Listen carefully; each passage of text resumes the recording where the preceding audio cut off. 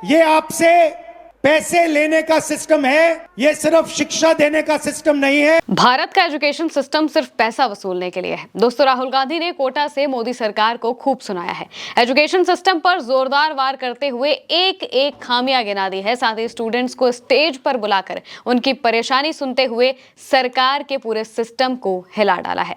साथ ही नए अभियान की शुरुआत भी कर दी है। कोटा के बाद राहुल का आंदोलन और तेज हो गया है। सबसे पहले राहुल का वो बयान सुनिए जिसमें वो बता रहे हैं कि एजुकेशन सिस्टम सिर्फ और सिर्फ लोगों को लूटने के लिए, और इसका क्या गुणा गणित है वो सब कुछ उन्होंने बताया है। सुनिए। India's education system is a extortion machine. ये आपसे पैसे लेने का सिस्टम है, ये सिर्फ शिक्षा देने का सिस्टम नहीं है। ये एग्जाम के बेसिस पर आपसे लाखों करोड़ रुपए छीनने का सिस्टम है। थोड़ा सा मैं आपको इसके बारे में बताता हूं। यहां पे सारे के सारे लोग इस सिस्टम से निकले हैं। Public schools, public sector education Hindustan में ना के बराबर है, खत्म कर दिया गया है। वहां पे आपको टूटा हुआ पब्लिक स्कूल दिख रहा है। यहां पे प्राइवेट स्कूल है। आप प्राइवेट स्कूल में गए, आपको प्राइवेट स्कूल ने कहा कि देखिए हम ठीक से अपना काम नहीं कर सकते हैं, आपको ट्यूशन की जरूरत होगी। प्राइवेट स्कूल में आपने पैसा दिया, ट्यूशन में आपने पैसा दिया, और फिर एग्जाम्स आए, सीबीएसई एग्जाम हुआ। आपने अभी देखा होगा सीबीएसई एग्जाम में करेक्शंस में प्रॉब्लम्स आई। उसके बाद आप आगे बढ़े, कॉलेज की ओर गए। कॉलेज में फिर से रीवैल्यूएशन हुआ। कॉलेज में आप गए, कॉलेज आपसे कहता है ठहरिए, हम अपना काम ठीक से नहीं कर सकते हैं, आपको कोचिंग की जरूरत होगी। आपसे पैसा फिर से कॉलेज जाने में लगता है, कोचिंग देने में लगता है, स्कूल में यूनिफॉर्म बनाने में लगता है, हॉस्टल का लगता है, और फिर आप आते हैं सबसे बड़ी दीवार के सामने।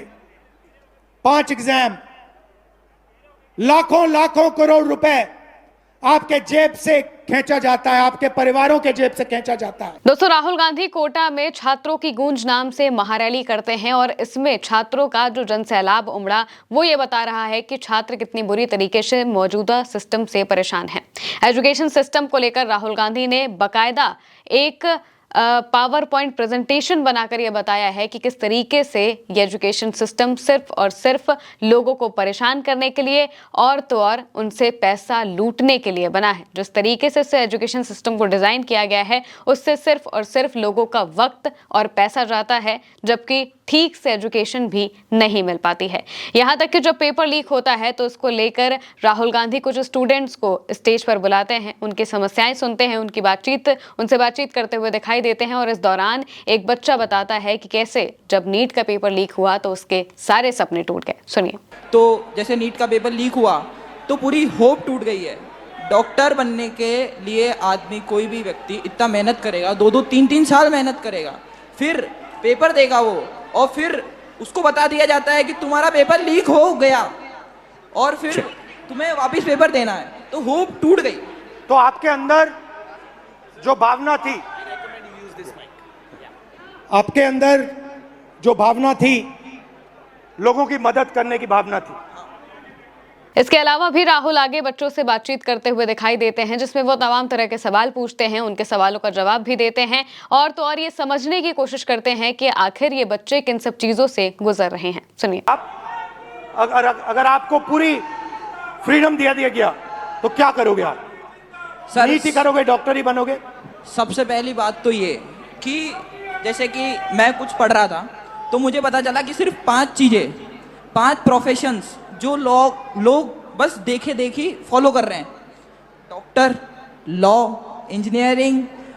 इतना ही नहीं, राहुल गांधी ने बच्चों से पूछा कि आखिर आप लोगों की पढ़ाई में कितना खर्च आता है। अगर कोई नीट की तैयारी कर रहा है तो उसके पास करीब कितने पैसे होने चाहिए, और अगर वो तैयारी नहीं कर पाता है या फिर उसके माता पिता गरीब तबके के हैं, तो आखिर वो किस तरीके से तैयारी कर पाएंगे। छात्र बताता है कि कैसे सिर्फ 2 से 3 साल की तैयारी में ही हर साल 2 से 2.5 लाख का खर्चा होता है और ये सब कुछ घर वालों को देना पड़ता है। तमाम तरह के एक्सपेंसेस होते हैं, लेकिन फिर भी सिलेक्शन की कोई गारंटी नहीं होती है। सुनिए राहुल ने क्या बातचीत की। अगर आप नीट की तैयारी कर रहे हो, हाँ, अप्रोक्सीमेटली कितना पैसा लगता है beginning to end? Beginning to end अगर आपको ऑफलाइन अच्छी कोचिंग में तैयारी करनी है, अगर आप 11 से आ रहे हो, मिनिमम 3 लाख रुपए तो कोचिंग फीस है 2 साल की। फिर उसके अलावा हॉस्टल हॉस्टल फीस 10,000 रुपये मिनिमम मंथली, रूम मतलब जिसमें खाना वाना सब आ गया। फिर उसके बाद पर्सनल एक्सपेंसेस भी रहते हैं तो 2-3 हज़ार वो, तो मोटा मोटा आप मानिए 1,20,000 हॉस्टल की फ़ीस हो गई, 1.5 लाख अपना 1 साल की कोचिंग की फ़ीस हो गई, और 15-20 हज़ार एक्सपेंस भी हो जाते हैं बच्चों के, जैसे बाहर रहते हैं कभी कुछ खा लिया, तो आप मानिए 4 lakh 4 lakh. Everybody agrees? Yes sir. Approximately 4 lakh. Yes sir. 4 lakh. Now आपके फैमिलीज ने लोन लिया है? कितना लोन लिया है? 2 लाख। 2 लाख। पापा क्या करते हैं? फार्मर हैं। किसान हैं।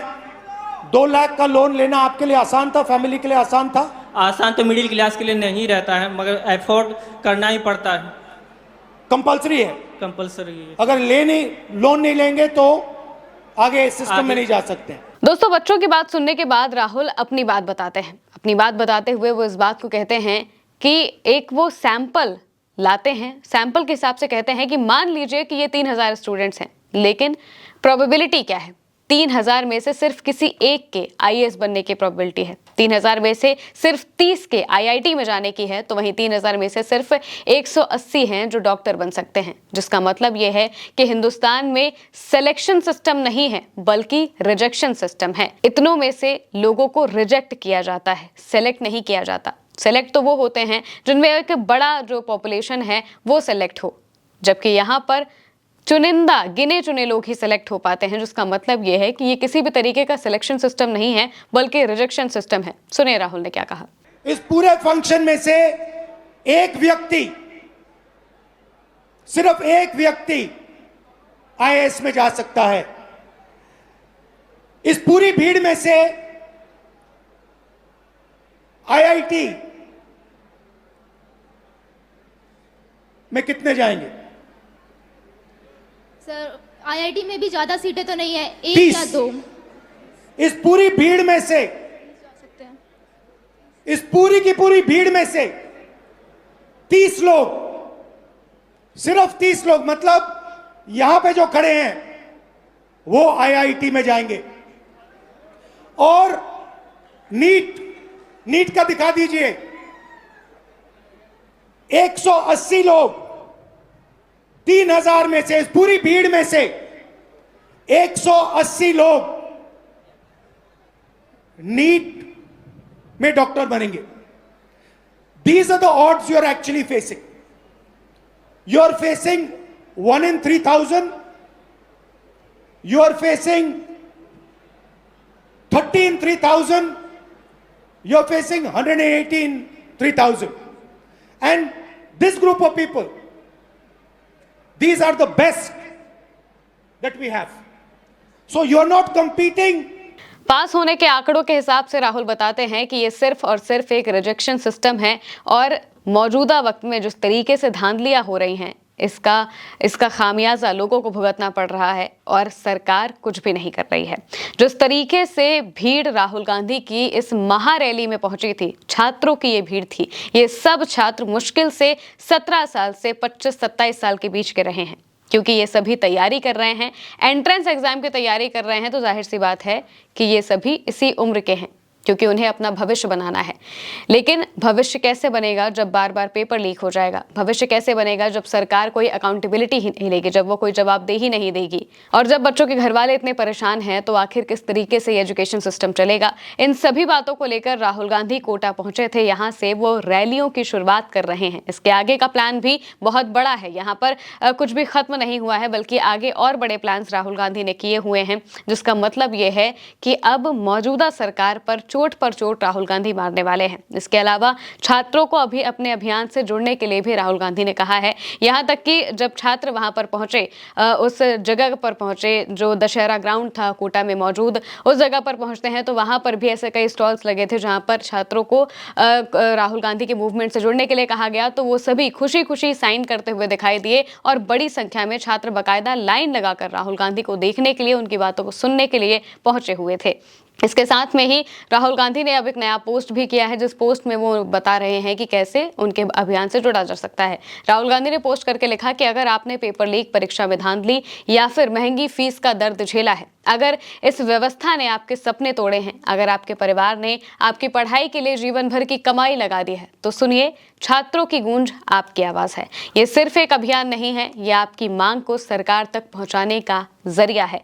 सस्ती शिक्षा, निष्पक्ष परीक्षा और सम्मानजनक रोजगार, और इसमें जुड़ना सिर्फ 30 सेकंड का काम है। राहुल गांधी आगे बताते हैं कि उनकी तरफ से एक लिंक साझा किया गया है जिसमें साइन करके जो लोग हैं वो जुड़ सकते हैं और अपनी आवाज को बुलंद कर सकते हैं।